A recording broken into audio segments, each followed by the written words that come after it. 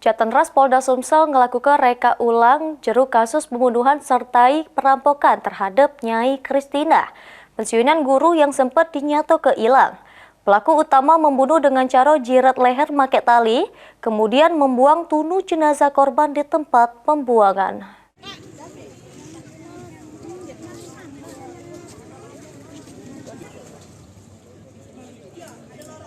Anggota unit 4 Jatanras Polda Sumsel melakukan reka ulang jero kasus pembunuhan disertai perampokan terhadap Nyai Kristina, pensiunan guru di Palembang. Reka ulang diperagakan langsung oleh pelaku utama Yunas Gusworo, adiknya Suwanto serta Joni Iskandar.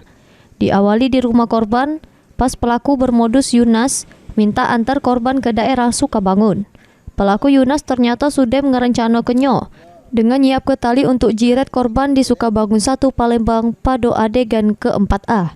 Sesudah korban tewas, pada adegan ke-6C pelaku membuang korban kemudian tunu jasadnya dengan tujuan ngilang ke jejak.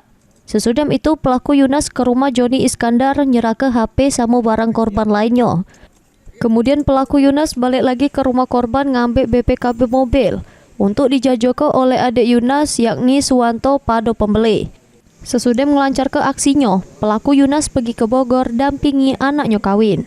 Polisi nyebut ke reka ulang ini dilakukan untuk memperjelas peran pelaku, serta memperkuat alat bukti sebelum akhirnya dilimpah kepada kejaksaan.